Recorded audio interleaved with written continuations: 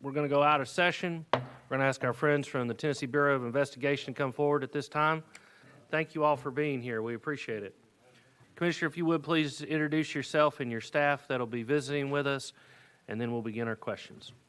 Thank you, Mr. Chairman. I'm David Roush. I am the Director of the Tennessee Bureau of Investigation. To my right is our Deputy Director, Brad Nealon, and to his right is our Fiscal Director, Brian Sinecal. As you mentioned, I brought our leadership team with me in case there are questions that I may not have the understanding or capacity to answer, so I'll pitch to one of the experts if that happens. So we appreciate you all having us here. And so let me start by talking a little bit about kind of the state of crime in Tennessee. Please. To help you kind of understand where we are today in terms of the challenges that we face. We do have some good news. From 2018 to 2019, overall, the Type A or Class A, Group A crimes are down per 100,000 population, down 5%, which includes most of our violent crimes in our state. Overall, the arrest per 100,000 population is down 6%. Murder has continued a 2-year decline in our state. It was down 8% in 18. It's down another 1% in 19. Rape has continued a 2-year decline, down 4.7% in 18 and down 6% in 19.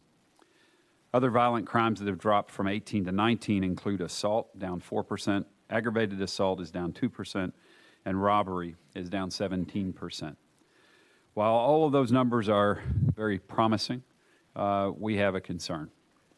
So the concern is a result of what we're seeing in the drug side of our state. So what we have recognized is that marijuana has been the #1 drug in our state, leading all other drugs for years. We usually get a little over 10,000 submissions of evidence on marijuana in our drug labs.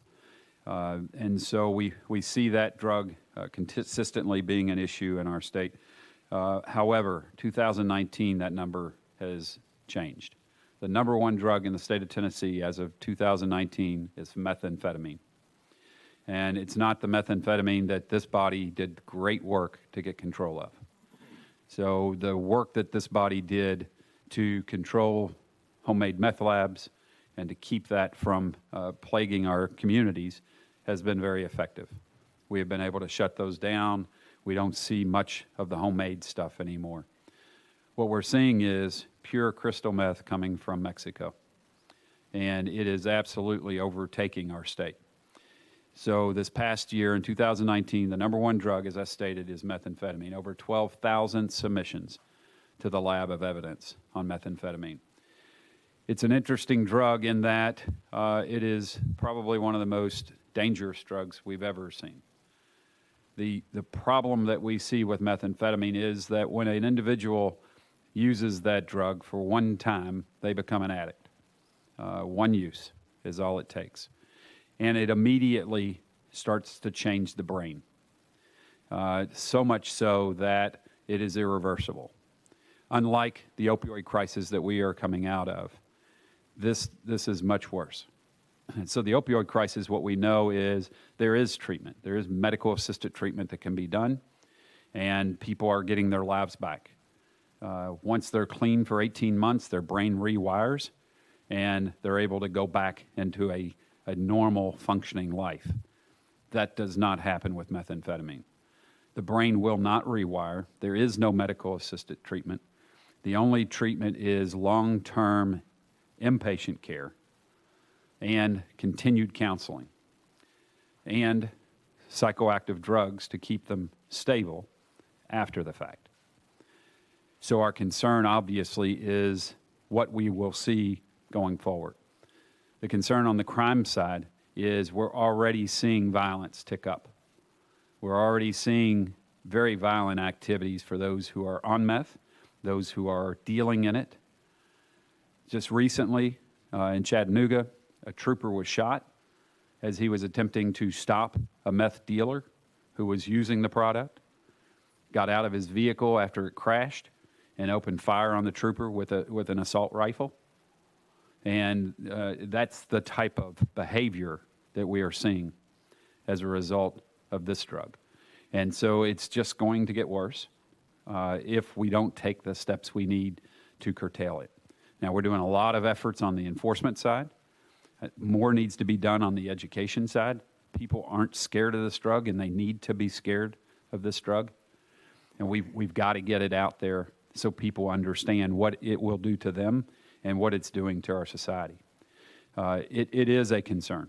It is something that I am singing to the tops of the hills about, so that we don't go down this path that we've seen with our previous drug problems.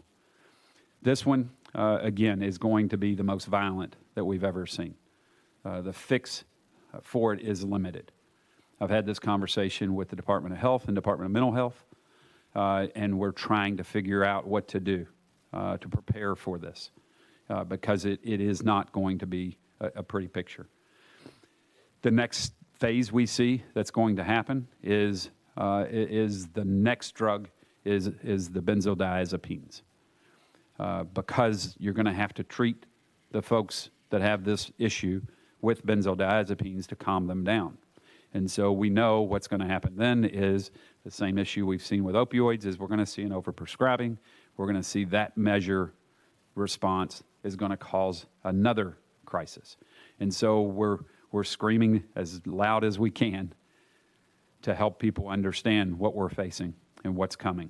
And so I want to make sure that you all have that frame and understand what we're going to see as we go forward in this problem, as we move forward.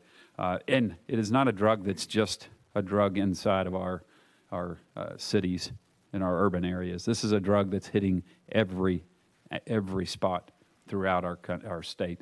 It's hitting the rural communities as hard as it's hitting the urban communities. Quite frankly, why is an easy answer, is because as we watch drug cycles go, we go from uppers to downers, and so now we're going back to an upper. We've gone from cocaine, we've gone down to the opioids, and now we're going back up with methamphetamine. And so the difference, though, is how high the usage of opioids has been. And so folks that are looking for that escape for whatever reason, methamphetamine is becoming the answer. And so that's the challenge we have as we move forward. And you know, I hate to put the dire information out there, but it's the truth, and we've got to be prepared, and we've got to get ready for it. So that is our wave and things that we know is coming. As we look at our budget for the Bureau, we were very conscious of a couple of things. One is when I came in the door a little over 21 months, or right at 21 months ago, with the Bureau, I was given a pretty specific directive, and that was to take a look bureau-wide at how we do business, find out where our needs are, where we're struggling, and where we can improve as an agency. And so we've been doing that since I walked in the door. This budget ask that we sent forward to the administration and we put before you is based on that assessment as we go forward. This assessment doesn't answer all the questions. This budget doesn't fix everything for the Bureau. There will be more as we move forward. But these are the things that we saw as critical needs that we needed to address this year. And we have more, obviously, that we're working on. So for this year's request, we sent forward to the governor eight basic requests that we had. The good news from that is the governor included 5 of those in his package, and we were very appreciative of that. So I'll go through those, the first of which, the first thing I recognized and noticed when we got here to the Bureau was that our operational funding is absolutely not in par with what we need in order to perform the functions that we're required to do. So with that understanding, we started looking at that funding and talking about how that funding comes in and why there have been shortfalls in the past. A lot of it has to do with the fees that we are based on in order to fund some of our budget. And so it was causing challenges. And so we have made a recommendation, and it's included in this, and that is to turn dedicated fees over to the general fund and have us funded at the level we need to be funded, so that we don't have to rely on the fees coming in and every year sitting back, as we had the past 3 years, looking and seeing that the fees didn't meet the need, they didn't meet the budget, and then we were having to come with supplementals year after year. And so this will work to fix that. And so this appropriation that we've asked for, $4.5 million, a little more than that, but it is addressing those fees. It's addressing some of the shortfalls previously that we've seen as a result of some fees that had been taken away and just writing the funding needed there. It also is a request to fund our Dangerous Drug Task Force, which is $500,000, in order to continue that Dangerous Drug Task Force going forward, and then to write some of the other areas that we needed to act on. So that was our first request in cost increases. Second is a need that I think, as I just talked to you about the challenges of crime, the second is we had requested 25 positions for our field unit. So a lot of folks don't quite understand how we deploy in the TBI. So our specific deployment is based, we have 8 divisions. There are special agents in all of those divisions. The largest of our divisions is, quite frankly, our forensic science side of the house, the lab. While there's a large number of those assigned to that are special agents, they aren't investigative agents. They're special agents to work the cases of the science that they are assigned. And so they are obviously gun-toting and all of that, but they don't go out and investigate criminal activity.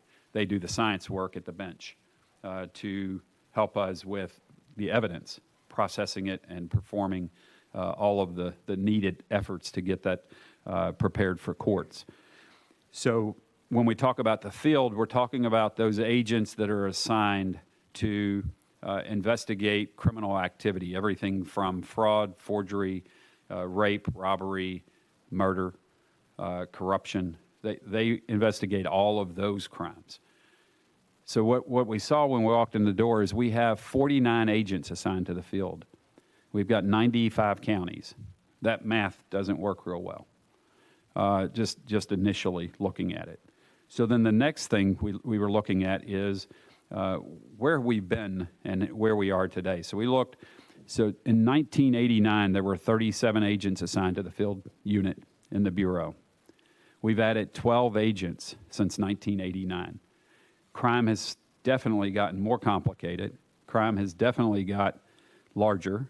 There's more of it, but we haven't responded by increasing the number of staff that we need to investigate these crimes in order to continue to do what we are asked to do in this state. And so clearly we saw the need. And so the number 25 isn't arbitrary. It's a number that we studied in terms of how it will impact the caseload that we have for our investigators, but also looking at things like relief. What we do right now is we give no relief to our agents, absolutely none. They work 24 hours, 7 days a week. They are on call all of the time. When we're enjoying a weekend off, they don't get that. When we're enjoying holidays with our families, they don't get that. They're working. And so this fix will work on that issue. We also, so when we presented this to the governor and his team, we were asked to look at surrounding states, at where we stand in terms of number of agents that work criminal investigations. And we did that. What we learned was that we are in last place, that we are number 10 out of 10 states in terms of our staffing per 100,000 residents. So that was a compelling number. We didn't know what it would show. The 25 ask puts us at number 7. It doesn't make us number 1. It puts us at number 7 on the board. Then the next thing we were asked to look at is violent crime rates. So we went back and did our study of these same 10 states with violent crime rates, and Tennessee is number 1 in violent crime in these 10 states, consistently. we're number one. And so that's another issue, obviously, we've got to deal with. Those are crimes that we are investigating.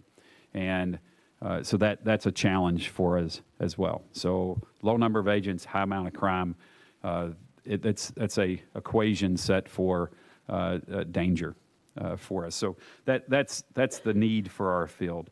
I'll talk about the next three pieces, but those I'll come back to because those were not funded. But we'll go to the next piece was adding 6 administration positions. Those positions were recommendations by audits that have been done on the Bureau, both by the Comptroller's Office as well as by the federal government. And so those audits had recommended that we add positions administratively to handle the challenges that were pointed out in those audits. And then the next is office space. What we learned is as we were growing, the space isn't there. So we were planning for the 24 agents that were added last year for our Medicaid Fraud Control Division. We planned for that increase, but we didn't plan for the addition of the 27 personnel that came over from Commerce and Insurance to investigate fires. And so that because of that, we have outgrown our space with the number of agents that we have for the different investigative techniques. And so we have this need to add additional space. Obviously, we include that with these 25 as well. And so we asked for additional space to handle that overflow of additional personnel. And then the other request that has been funded, it's not in the specific TBI budget, but it was funded, and that is our request for APHIS, the automated fingerprint system. And so we need to do a complete overhaul of that system. We are way behind in terms of upgrades. So to say that it's an upgrade would be not classifying it properly. It's an absolute overhaul that is needed for that system. And that is the first year funding is funded at $6 million. There's another $3 million that will be needed next year. It's a 24-month process to get the system to where it is, where it needs to be. And the importance of that system, I think, it's critical for folks to know, is the importance of that system is it helps us to identify not only those who may have committed a heinous crime, but it also helps us to clear those who did not commit a crime. And so that's the importance of that system. It is a key system that we need to have properly running and utilization of. We've had some issues, and I had a conversation yesterday where we were in the Senate and was asked about a case in Chattanooga, just outside in Greene County, where an individual, Mr. Brazil, has been recently released. His case, it came to our attention immediately when I entered the Bureau. And what we learned was during an upgrade of our system that had taken place, they ran some prints back through the system. And this was one of the cases that there was an unidentified fingerprint from the crime scene that was run through the system. It came back to a different person. It didn't come back to Mr. Brazil, who had been convicted of the homicide. He had, through his time, he had admitted his innocence and had done that his whole time. Through the time he had been in prison, 10 years that he was in prison. And he was convicted. And now, there wasn't anything inappropriate about his conviction. The conviction was done based on witness testimony, eyewitnesses. But this fingerprint, now we were able to identify, brought about doubt and information that we needed to make the court aware of and to make the system aware of. And so there were further investigative efforts done. The interesting thing is the individual that the fingerprint came back to, you hold his photograph up next to Mr. Brazil, and they resemble each other extremely close. Other factors, vehicles that matched that the two of them had. There were a lot of factors that were really similar. The interesting thing is, as well, is the criminal history of the suspect whose fingerprint came back. He is no longer with us. He had killed a policeman in Grundy County. and then I believe he killed himself, if I recall the case right. And so it was an interesting case, one that we needed to make the court aware of, which we did, ultimately resulting in Mr. Brazil being released from prison. And so that's the importance of this system. And quite frankly, the system we have right now is, if you were to compare it to the technology that we have today, in terms of music, we're working on a cassette tape where we can download music today. So we're behind. We need this system to be efficient and effective. And so that was that request. And then, so the three pieces that we requested that were not funded have to do with our pay for Bureau personnel. So one was improving the commission pay scale reclass and the non-commissioned reclass.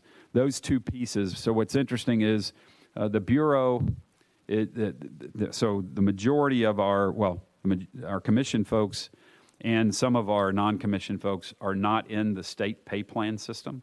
And what I mean by that is they're not classified in the state classification system.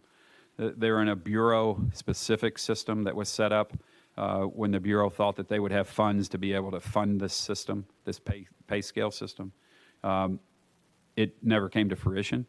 The problem that happens is, while they're still in the pay for performance piece of it, they don't get the additional raises that this body sees fit to approve for state employees.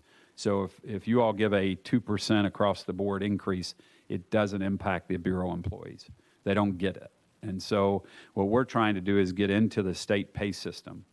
And that's two of those pieces. One is for non-commissioned, the other is for our commission.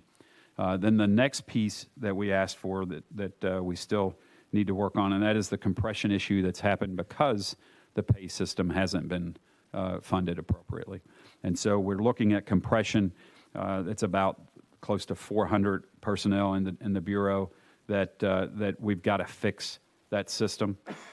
Once that's fixed, we won't have an issue with compression going forward, because pay for performance will take care of it from then. So if for some reason they aren't performing, then compression happens. That's on them, not on us. And so it makes it fair in terms of how that system works. And so that's the overview. I appreciate y'all, and obviously we're prepared to answer questions. Thank you. Thank you very much for the overview. I want to just remind the members that you have the green sheet in front of you, which goes over the cost increases, the cost increase history, the proposed cost increases, their funding and their funding sources, as well as the questionnaire that the Bureau filled out and submitted back to Chair Lady Lynn and to the committee. So you have that as reference materials. First question I would ask is, the three items that were not funded in the governor's recommended budget, what was the total price tag of those three items?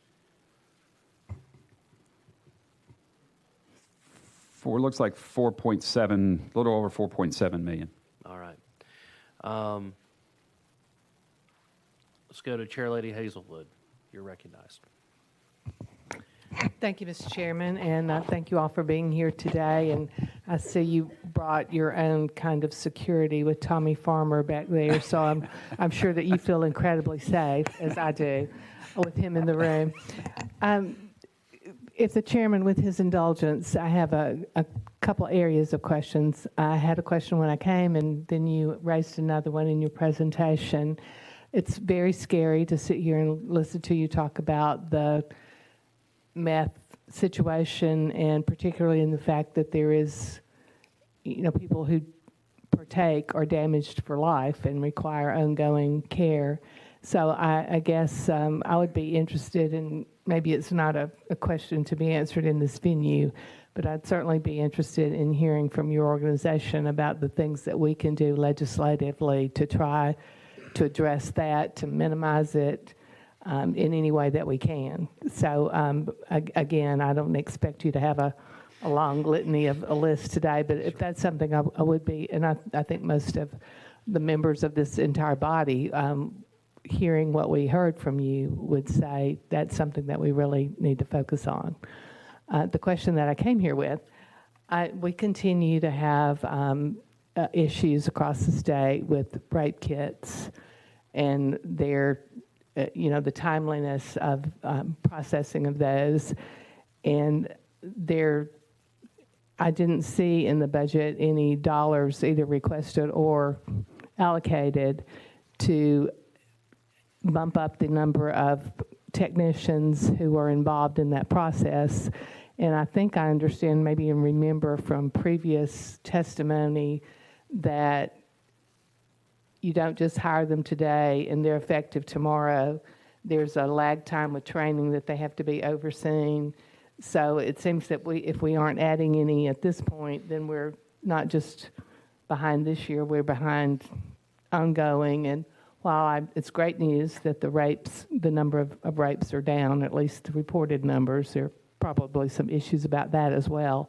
But what do we need to do? How can we address this? Again, what can we do as a legislature to make sure, it's frightening to think that because these kits aren't being processed, that we could have serial rapists out there who continue to violate other women and children. So with that sort of world hunger question, I would appreciate any insight you might have. Thank you. Thank you, Chairwoman. So let me answer the first question first, and that is, we are working to come up with some ideas on legislatively what can be done to address the larger issue that we see coming with the meth challenges. And so we continue meetings with Department of Health, Department of Mental Health, with Department of Safety, to have and Department of Corrections, to have those conversations about what is it that we need to do legislatively to address, not only legislatively, but legislatively as well as from each of our areas of expertise to address this oncoming crisis that we see. And so we'll have some information for you coming forward soon. Those meetings are ongoing to really dig in with our experts and come up with some solid answers. Additional to that, I serve on a commission on the national side of the House, and that is an issue that's being addressed with that commission as well. And so I hope to have some national examples of what is going to be done to address it and be able to bring those back as well. And so that's for that side of it. The concern in the lab. So let me, and I was hunting for some numbers. Here we go. From our crime lab. So I think a couple of things that we need. I think there's some information out there that may not be 100% accurate in terms of our turnaround times when it comes to sex assault kits. So there was, in 2010, we had this influx of kits as a result of the Memphis issue. So as a result of that, we've been trying to get that under control, and then get everything back to where kits come in, we can get them processed in a timely manner. The good news is that huge influx that we've seen, we've got that now where it's at the controllable level. So we're not having that issue with the big turnaround times as far as what happened with the Memphis. So you've completed the backlog, is that what I'm hearing? So we've completed the Memphis issues, and those have been done. Those were outsourced. And so now the challenge with the outsourcing is once those files come back, a scientist in the Bureau has to go through that, right, that information. And so that created a little more of a delay as a result. But as my AD and the assistant director in charge of our forensics, Mike Little, tells us, is that piece is at where we're supposed to be. That's all been addressed.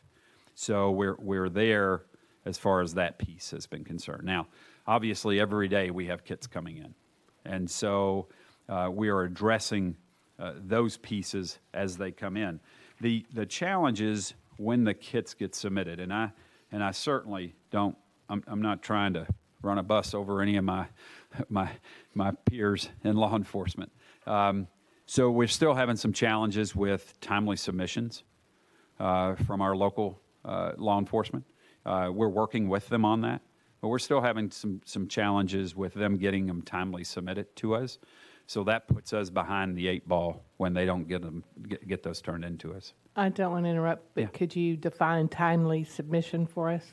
Some are taking more than a year to be submitted, and so that's a challenge to us as well. So that's become a problem, and so then so that adds to the effort that we are trying to get done. Thank you. All right.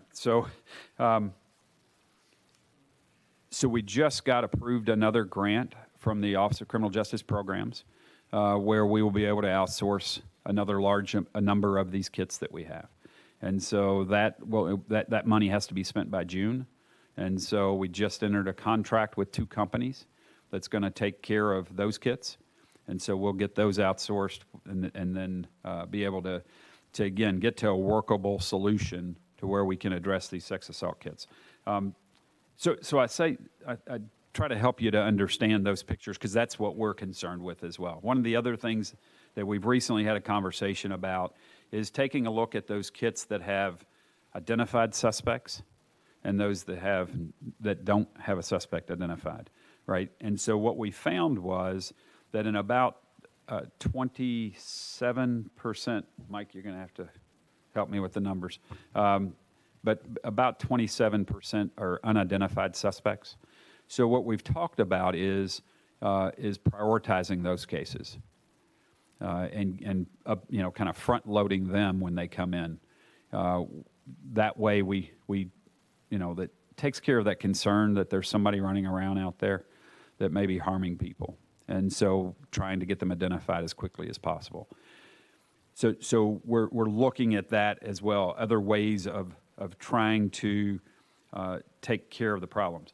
Now, I say all this to let you know that we are doing a comprehensive review of our lab, and it's all disciplines. It's not just these DNA pieces. It's the entire picture of our lab.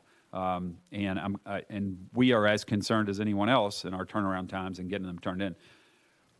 And again, I tell you that to tell you that when a DA or a chief or a sheriff has a case that they want us to expedite, all of those are getting done quickly. Literally within a day to a week, those cases get expedited.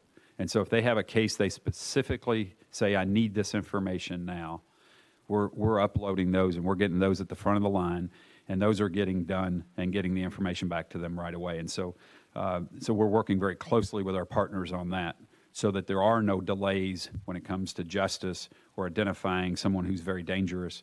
We're working those cases on the front end. So that is happening. So as I mentioned early when I talked about the role that I've taken on coming into the Bureau is doing this completely a comprehensive view of the Bureau and trying to figure out where our needs are.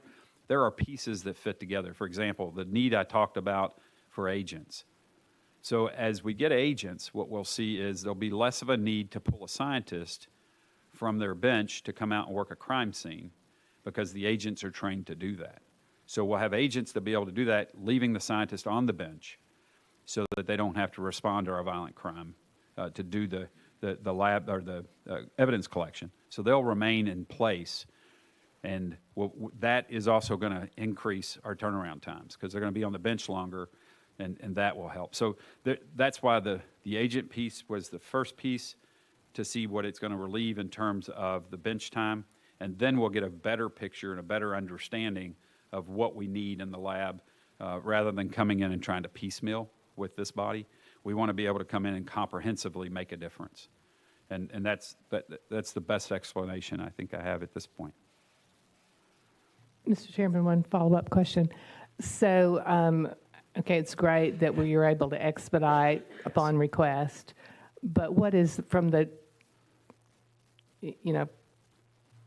irrespective of when you get them, from the time that they come to the TBI, whether it's a timely submission from local law enforcement or not, from the time that they are submitted to the TBI labs, what is the average turnaround time to get that back to law enforcement in the local area?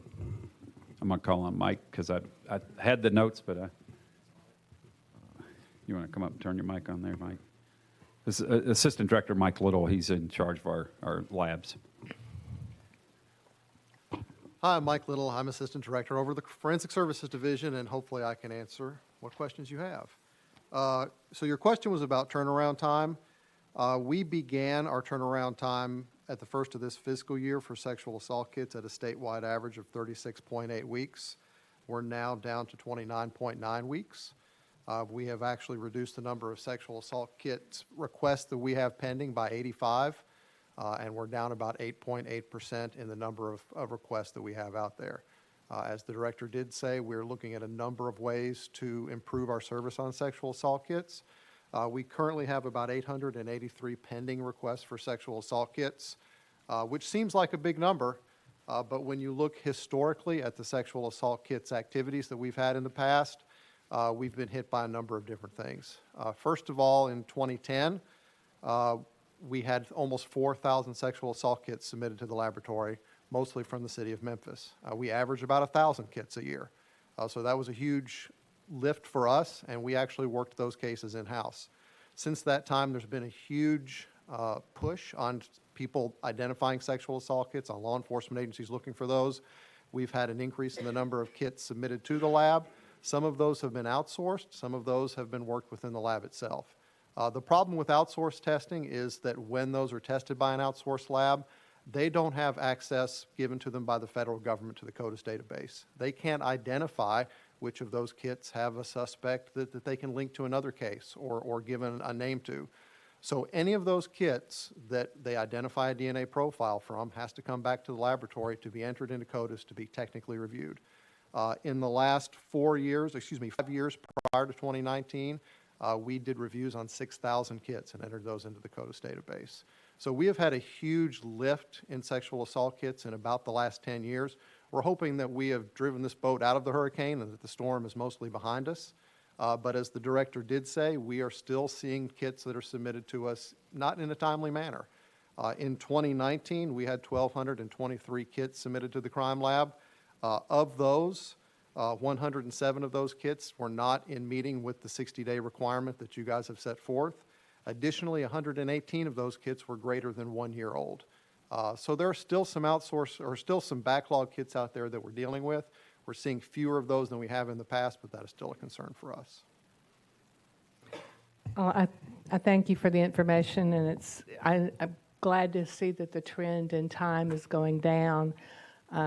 I would submit to you that if I or someone that I cared about was assaulted in that way, I'm thinking that waiting almost 30 weeks for some kind of test to determine who the culprit might be is, that's a long time to wait. So I would encourage whatever you can do to continue to drop that. And I guess I am a bit concerned, and I understand, Director, your logic of we want to see what sort of relief we get by using field agents as field agents and leaving the scientist on the bench before you say we need 20 more technicians. But it is concerning knowing that even if we hired those 20 technicians today, it would be a year before they would actually be effective. So I would ask just continued consideration and thought on that issue. And I thank the chairman and I thank the commission for your indulgence in letting me ask all these questions and take up quite a lot of time. I apologize for that. Thank you. No apology needed. It's very important. The 60-day requirement you spoke of, that's statutory, Yes, correct? it is. What's the penalty for not submitting it in the statutory required time? I'm not aware of a penalty. Sounds like we can put that on our list then. Seriously, what's the point of having it in the statute if there's no penalty to it? Is there how do I put this? Is there consistent communication from the Bureau with the law enforcement agencies about, hey, TikTok, let's go? You kind of gone over your time limit. Is there a consistent communication from you all? So we constantly, so I meet, myself and the deputy director, we meet regularly with our chiefs, our sheriffs, and our DAs when they have their respective meetings. And those are conversations that we have, is about paying attention to this. The challenge we have is we don't know when there's a kit. So that, it's hard for us to say, hey, you've got a kit, you need to get it to us. And so our conversation and communication is, what the requirements are, help us out here. When you outsource it, is that a standing open contract? No, so what happens is when funding is made available, as we just recently got, basically OCJP calls us and says, we've got some funding for this, can you all use it? And obviously, we certainly we can use it, and that's how it happens. So we have to open a new contract each time. For evidentiary reasons, I would assume you take measures so you don't break chain of custody, correct? Absolutely. Chain of custody is critical, as well as testimony. So it's Even though included. you're sending it to an outside, Yes. non-law enforcement organization to be tested, it still falls within the rules of chain of custody and chain of evidence and all of that. It does. That's all part of the contract. All right. Chairman Williams. Thank you, Director, for being here. It's always good to see you. I guess, when I talk to citizens in Putnam County, we don't, I guess our perception is that crime isn't growing at the rate which I heard today. And, over the last 2 years, when you look at 2 budget cycles, when you look at this, we've added, quite a few positions. In a 4-year period, it says here 18% growth. And so I guess if you could help me communicate back with my district and saying, these are the reasons why you need a TBI agent instead of a Putnam County Sheriff's Office or a City Cookeville Police Department or Baxter or whatever, because I'm having a hard time understanding or communicating about what it is you're doing that they're not doing or what they're doing that you're not doing. Could you help me with that? Yes. So a couple of things. One is on the added personnel. So 24 Medicaid fraud control agents were added last year. Medicaid fraud is obviously a different issue. These are those facilities and individuals that are working with Medicare, Medicaid funding, and our job is to look for abuse and fraud in that specific area. Those agents were added because of the need to continue to curb that fraud that takes place. So, I think in terms of those who are seniors who want to get fair treatment and fair care, that's a concern to them, and that's where those agents help. 27 that were added from Commerce and Insurance in fire investigations. Again, that's a service that was already out there. It's just that they've been brought underneath our umbrella. So you saw that increase where it's really, in terms of the states, what we provide, it's the same that we're providing. It's just it now falls under TBI's jurisdiction. So then when you talk about the criminal investigator and how that CID agent, what's the difference in their role and the role of the rest of our local law enforcement? So we're called in for 2 reasons. One is if they need the expertise of the Bureau, then the DA will call us in for that reason. Or if there is no one with the skill set that can handle the type of crime. And so those are the things we're called in for your local agencies. And keep in mind, we also investigate, obviously, corruption and in our local governments, as well as officer force that is used. We're called in to do those investigations to be that third-party independent outside eye to take a look at the incident. And so those are the pieces that are small and rural counties. Matter of fact, we did some research on our impact. We were created for the rural counties. That's in Greene County, 1951. You know the history. We were created for that.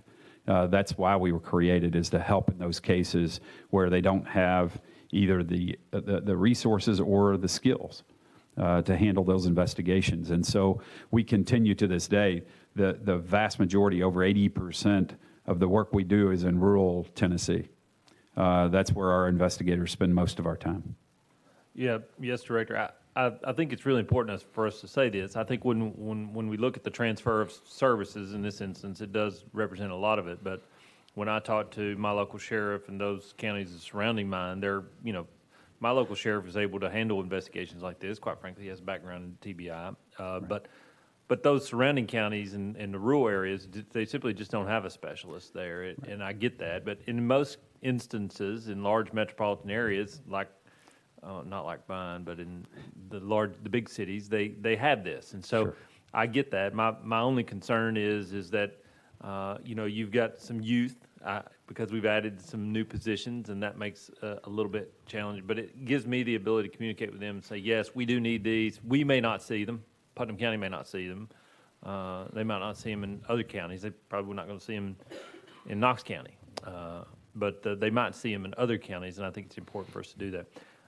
I do have one other follow-up to what Chair Lady Hazelwood was saying about the rape kits. I think it's really interesting and concerning when you're sharing with us that sometimes the locals may take a year. Typically, though, is it just to clearly define, are you saying, because normally it's my understanding that the chain of custody is that's done at the local, in Putnam County it's done at the local level, and then they drive it to you.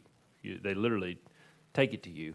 And then it would take, 2 weeks at the most to get everything together and then get it to you, and then 2 to 5 months to get it back.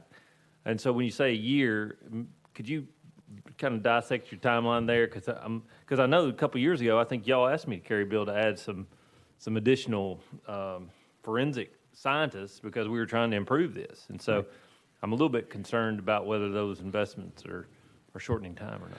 Right, and they are. So when I talk about the year turnaround or the time that it's being submitted, so what's happening is agencies some have been slow to do their review to see where their kits are. And so we're finding that some agencies are finding these kits and going, oh, we forgot, or this has been on a shelf, or they find it at some other location. And that's what we're seeing in these, that they continue to find them, that they didn't keep track of very closely, I guess is the best way to say it, as they're doing their review of where these cases are. And so I think that's what's causing this year or longer to be submitted to us. At least that's the explanation I get when I ask a chief or a sheriff why it took them that long to get it to us. And and so those are the explanations we're getting is, oh, well, we just found it. And so sometimes it's because there's been another incident, and then the person that was assaulted says, yeah, I was assaulted before, and then they go into their system and they go, oh, we still got that kit.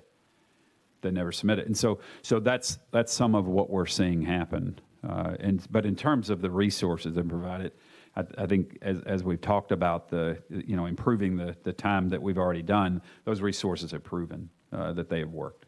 Yeah. Is there a mechanism by which we follow on with a delivery of a rape kit, or when someone, or even the local level, at your level, if somebody starts a kit, are we going to, is there a way we can do that? Yeah, so I appreciate that, Chairman. So there is actually, something that the Assistant Director has done some research on is Portland has a tracking system that they were able to create from federal government funding on a grant. And we've had conversations with them. They are willing to come out and help us with that system, bring that system to us. They'll give us that at no cost. We'll have to pay for their folks to come out and train us in it. But we're going to get that system. We're already working on that. So that will help us, because then that does put a track on it where local law enforcement has to enter that information into the system, so we'll know it's there, and the tracking will be a lot better than where we're at today. While we're in the vein of talking about lab work and lab technicians, even while you're doing your evaluation, because I believe you told me when you met with me, it was 12 to 18 months for training and getting a lab technician up to go. And to Chair Lady Hazelwood's point, I'm not asking in any way to overspend, but for goodness sakes, couldn't we get 5 in the pipeline, or I don't know, just something so that we're not perpetually always behind. And I applaud the efforts that you've outlined, that you're working through all of it, and that's great. I'm very concerned about we didn't know we had a kid or we lost I don't even understand that. But is it a financial reason? Is it an accountability issue?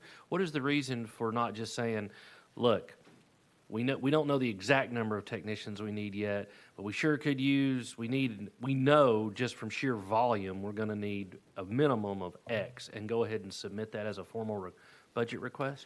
Yeah, so my reasoning on that, Chairman, is one, I don't want to piecemeal this. I don't want to do it, let's get, a little today, and then we'll come back tomorrow and ask for a little more. And we want to do it, we want it to be the fix that's going to take us forward for at least the next 10 years. And so that's the thing we're looking at. I appreciate you and Chairman Hazelwood. I appreciate your sentiment, and I understand it.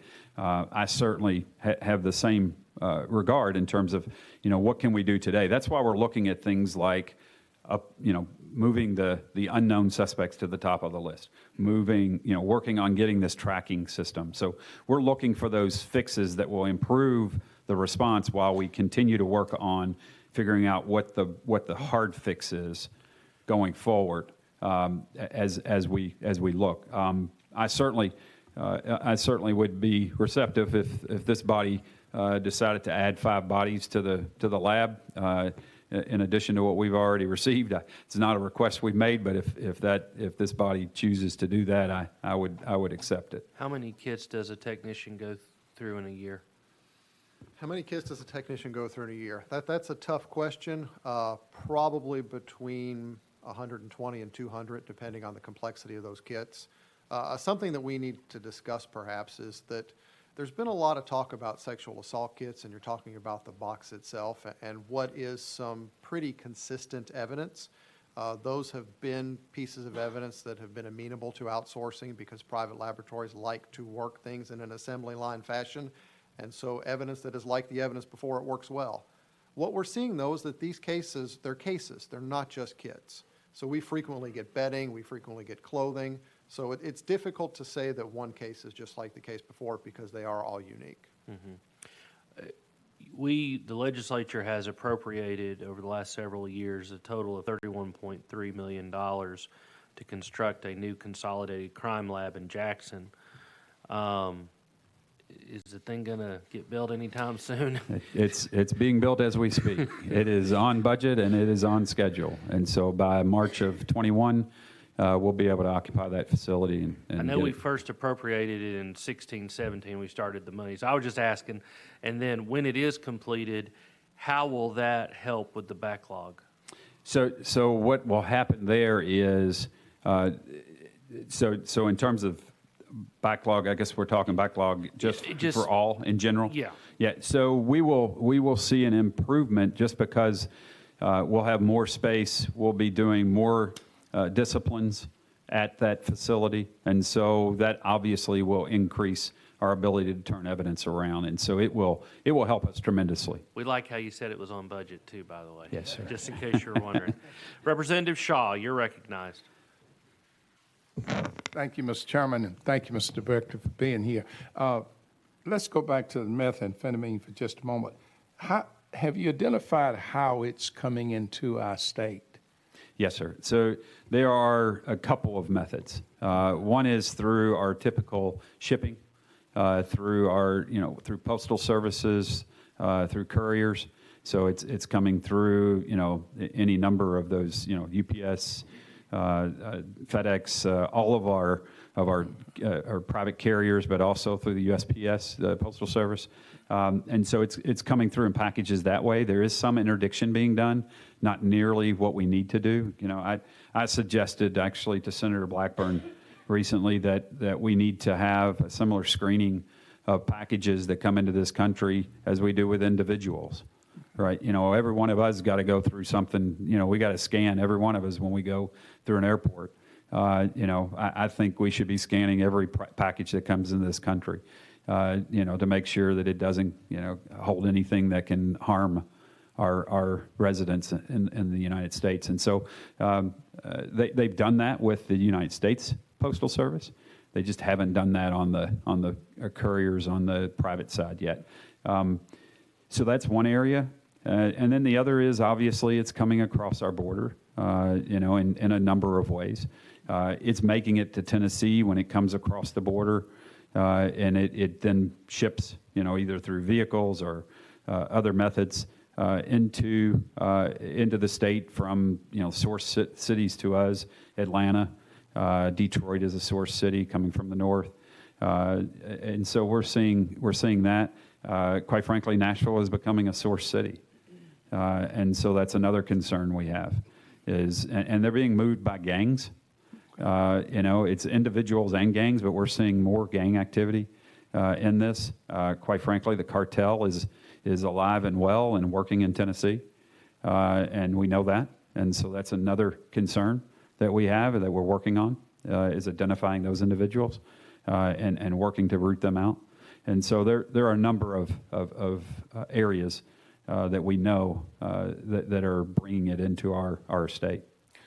Is there any kind of scripted message maybe that we could get from you where as we go through town halls or maybe in our churches or whatever, that we could use to encourage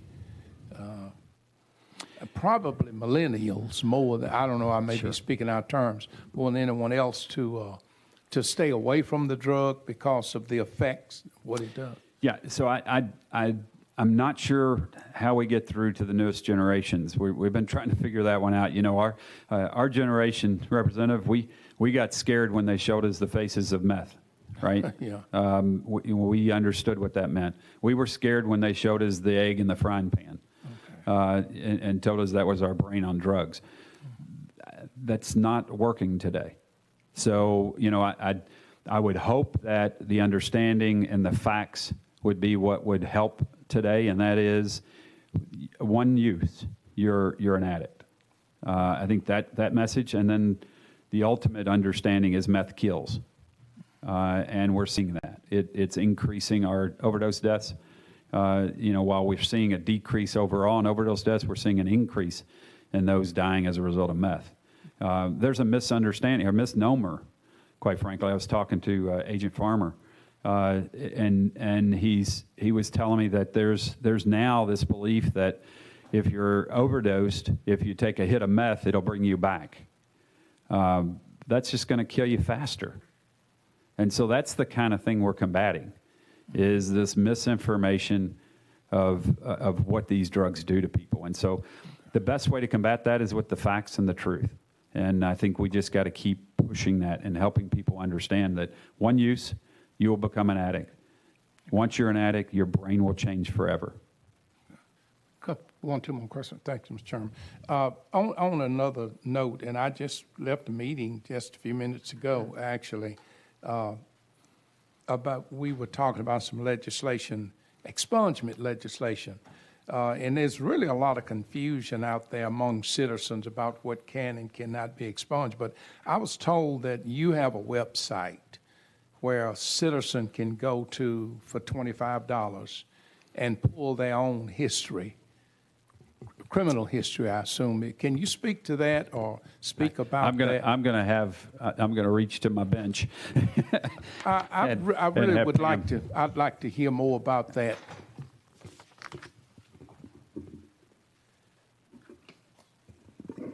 Good afternoon, Pam Beck, Assistant Director over Criminal Justice Information Services. Mm-hmm.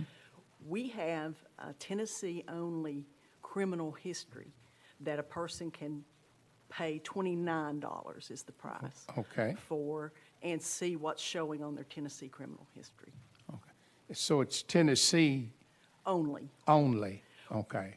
Which would fit the purpose because they're looking only to expunge a Tennessee conviction. And it will give the history of that person's I guess it would be a criminal background, and they can see what is expungible and what's not expungible. They will not be able to know without checking the law what's expungible or not. Okay. And they can always call me and we can work through that. Okay.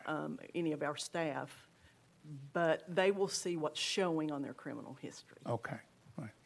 Thank you so much. Thank you, Mr. Chairman. Couple budgetary questions. Currently in the Bureau, how many vacant positions do you have? I'm going to have to go to the bench again. That's my HR folks. Good thing you brought so many people. I'm telling you, that's why. I know that we start on Monday, we'll start a new agent academy, and there'll be 30 in that class. That starts Monday coming up.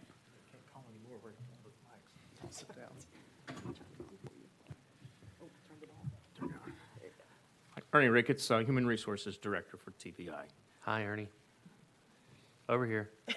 Keep going. Keep going. We currently, as the director mentioned, we have several open positions that we're in the process of filling right now. Roughly, I think we have about 12 or 13 open requisitions we're going to be filling. We are also wrapping up filling some positions on our agent hire for the Medicaid.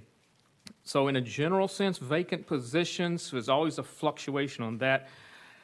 I don't know, I would estimate maybe 5, 6. Is that what is in the budget document that's submitted to the legislature? Is that you have 6 Yeah, we did budgeted? submit in that to our fiscal director what our vacancies numbers were, and as well as our turnover rates and et ceteras.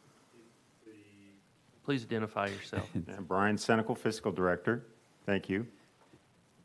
The budget document, you mean the questions and answers that we submitted to you? Yes. I think that reflected last fiscal year, correct? And so we identified 50 vacancies. We had a higher than usual amount of vacancies because I'll let the director speak to it, but he was assessing how best to apply those positions. Are any of the current vacant positions administrative positions? There will be some of those would have to be administrative as well. And there's a reason I'm asking all these questions. The reason is I noticed that in your cost increases, you asked for $445,200 to appropriate for appropriations to fund 6 administrative positions. My reason for asking the question is if you have vacant administrative positions, why not use that money instead of asking us for new money? So these are new positions that we Okay. that we need, and again, those were identified by the comptroller's audit on us, as well as one of those positions is from a federal audit that we had. So is it fair to say then the vacant positions you have that you submitted to the committee can't be used for administrative positions budgetarily? Right. So the vacant positions we have are all, and so these positions move. They become vacant, and then we immediately start to work to fill them. Those are all needed positions in the Bureau. So they're not vacant and unused positions. Because some departments that we've had before us, they have perpetual vacancies okay, that no, they I use got you. No, for budgetary purposes. No, we don't have that. That's, Okay. and as a matter of fact, in our request, in our funding the current level operations, that includes, because we had this unusual number of vacancies, we had that additional equity to pay for things that operations. We filled those positions, and therefore that equity is gone. And so that's why we've asked for the funding increase. On the APHIS, you said that it's going to take 2 years to fully fund it at $9 million. You requested $9 million from the governor's office. They put $6 million in their budget request, and then $3 million, I assume, the balance of it for next year. By waiting 2 years, what is the net effect on prosecuting criminals? So I don't see that that's going to. So the reason we've had to do it in a 2-year phase is because we can't pay for. The state can't pay for things that are what am I trying to say? The contract things that they don't do on year one, right? So the things we can get paid for in year one were $6 million. Year two cost is another 3. The system will continue to operate. It'll be better as we're increasing the operation of it. And so it's not that the system goes down or it doesn't work. It's just that it keeps getting better as we're And for this, you're feeding gonna submit an RFP and put out a bid? So we have, there's a company that we already work with. Okay. So it's like a contract, It's a contract already in place. not a grant? Right, no, this will be a contract. I'm sorry, I'm out of order. Okay, just couldn't help myself, I'm sorry. Representative Todd, you're recognized. Thank you, Mr. Chairman. And Director, I appreciate you being here and really appreciate the work that you guys do for all of our neighbors, keeping us safe. And you've been very helpful to me with information that I've needed to gather recently, and I really appreciate the extra efforts you've had there. I wanted to ask you about some of the fees that you guys have. There are a little over $15 million in fees estimated that you will collect, and that's in the taps, ticks, and tourists. So what I wanted to know is, can you give me some ballpark idea of what the agency's cost is for those? So I know you may have to pay some fees to be able to, utilize some other part of a system on the federal level, or obviously personnel. Do you have a cost breakdown? Kind of trying to figure out, okay, what does this really generate for you in net profit, if you will, that helps fund other things in the agency? Thank you, Representative. I appreciate it. So yes, so so interesting. We have a letter that we report to the body in terms of these fees that come in that we collect. As a matter of fact, so they come in at about, at least the TICS fees come in around $5 million, 4.7. They are utilized for a couple of different things. One is we do have to pay. So we have to pay the Federal Bureau of Investigation. We pay them for every background that we do, right? We have to pay a vendor, right? The vendor gets their amount of the fee on the front end. They remit to us the other piece of that fee. Part of it comes to us, part of it goes to the FBI. So last year, from the fees, now this isn't the total cost, but, I'm sorry, it is total cost. Total cost to the FBI was over $2.5 million from that 4.699. So we actually, from that, we gave 2.374.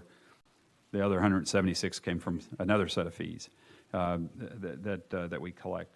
And then the others goes towards support, right? So it goes to pay the salaries, the benefits for those who are processing the information. It goes for the temporary employees that we've had to hire to address the expungements. It goes for communication supplies, data processing, professional services. So that's where those other fees are spent. And so what happens is with the TICS fees, when they come in, we actually zero balance. And there's actually a larger expenditure where we have to reach into another set of the fees to pay for that. And so as the different fees come in, they are used for those things that are identified that they can be used for. In the letter that we sent, so it was interesting, because I get confused on which committees get which letter, but we had sent a letter over, and we had to revise that letter. What happened was, after we looked at it, actually a question from Representative Hazelwood got us looking closer at it. And so when we looked at it, we realized we weren't giving a full account, and we wanted you all to see where this money goes. And so we revised that letter so it gives a clear, transparent view of where the monies are being spent. The statute made it where we could say what we were saying, but it doesn't give you the answer that you need. And so we've revised that letter and sent it out to give you a better accounting to understand where those funds are spent. I haven't seen that letter, so Okay. I guess, can you summarize? I mean, I'm sure that personnel doing tourist check is also probably helping do ticks and taps, I would imagine. So It there's is. crossover. Right. So is there a net result out of all your cost, out of this 15 million, a little over 15 million of revenue, what would your total cost out of that probably be? So the net is, well, so it's interesting. I may have to pitch over here to my fiscal director, but I think in terms of net, and he probably can explain it better, is all the money we bring in fees go to pay for the programs that those fees are generated for, right? And so, for example, I know APHIS, we still have to pay a contract, even though our system is a cassette tape, right? We still have to pay contracts to continue to manage that system, right? And so we pay out for that. That comes out of those fines or from those fees, I mean. And so I think probably, Brian, is there other? Yes, so, again, Brian Senecal, Fiscal Director. So those fees that are set up, we've designed them so that they pay for operations, all of our agency operations. In terms of teasing out and saying how much does it cost to do a TIX transaction, well, the director has that letter that spells out exactly how that fee is broken down. But in terms of tourists, that was created specifically because of funding issues to go towards funding operations. And then for our background checks, those fees are set up by the FBI. We can't adjust those fees whatsoever, so that we apply those fees to operations, and we really try to target the same area of the program that generates it, so it's all under CJIS. So, and in terms of the final outcome, all of those funds are spent unless there is a reserve made, and the one that we can reserve is TIX, and that has a zero balance right now. So. Okay, and I certainly don't want to imply that any excess funds over the pure cost of each one of these should only be used in a certain place. I'm not wanting to imply anything. I'm just wondering, if you say you collect $4.7 million in the TIC system, then what's the actual cost to collect that $4.7 million? Is it $4 million? Is it $5 million? What in personnel and fees that you're paying and all of that? That's all I'm trying to get to, is just out of the $15 million plus, out of those three, what is really the net over the cost, over and above cost? That's going toward operations. Yeah, so our infrastructure, because of the purpose of tourists, we didn't set it up to track down how that, actually the efforts that go towards that. And again, for record checks, those fees are set by the FBI, so we didn't set that to specifically track what is the exchange on that. The only one that we really specifically identify because of reporting purposes to this body is TICS, and that's broken down, and the director kind of went over those figures for you. We had about 1.8 million out of the 4.7 million generated, 1.8 million in salaries. We had 2.7 million in professional, non-state, and then we had about 100,000, 200,000 other that just went to the support of those operations. And again, it's so that's specific. So that's why we have personnel that deal with that with TICS. We have at least 15 staff and several temps that work it because it's of the hours that they have to pull in. So that's covered for you. But in terms of the other two, again, because of the creation of it, the intent of it for tourists, it was just to go for operations. That basically just goes for operations in CJIS, and then for record checks, the fees are already set, so we don't have any fluctuation on that. So we use those fees to go for to continue support operations in CJIS, where all of those are housed. And then the punchline is we didn't revert any money to the general fund, so all of our funds are being expended as well. Then we also go through audits. We're going through an audit right now, and it doesn't show, it shows everything's appropriate in terms of our expenditures. So we have all these mechanisms in place to try to be transparent, but in terms of the initial setup of these 3 particular funds that you're asking about, only one is the one that we're actually specifically targeting and reporting on. Okay. Anything to add to that, Director? Yeah, I just, in terms of ticks, I kind of gave the overview of it, but the letter breaks down Okay. for you when you see it. It's, Okay. it's 2.3 is the tick support from the ticks amount, and then the TAPS fee for background is taken out of that. And then, as Brian was explaining, the other is for operational efforts. It's hard, where we report that, it's hard to say that, that this dollar goes to this piece on all of it, but we certainly can do it with some of the fees. Okay. Thank you so much. The Department of Justice awarded approximately $95 million on November 7th of last year to safety efforts here in Tennessee. The funding came from the Office of Community-Oriented Policing Services, Office of Justice Programs, Office on Violence Against Women, and the idea, they said, was to target violent crime, support law enforcement efforts to combat the manufacture and distribution of illegal drugs, improve officer mental health and wellness, and enhance school safety. $95 million is a lot of money, so I got a couple questions. Number one, I assume this is one-time money, not recurring? That's correct. Well, that's unfortunate. And number two, how much of that is the state actually getting to keep versus how much is being distributed to locals? So that, of that 95 million, I'm not sure the exact breakdown, but I can tell you the vast majority of it goes to local agencies. Like 60%, 80%? Probably closer to the 80%. Okay. And whatever the state does get to keep, I assume there's a lot of requirements and strings There about are. what So- it can and can't be spent on. Yes, Chairman. So we get, at the Bureau, there are a few of the grants that we directly get. So we get human trafficking grant that we're working on setting up human trafficking task forces throughout the state. We get a grant on heroin and meth. Both of those are managed by our Dangerous Drug Task Force. We get a grant on dangerous, or the Drug Endangered Children grant that's handled through our Dangerous Drug Task Force. Again, sexual assault processing kits, that comes from the federal government.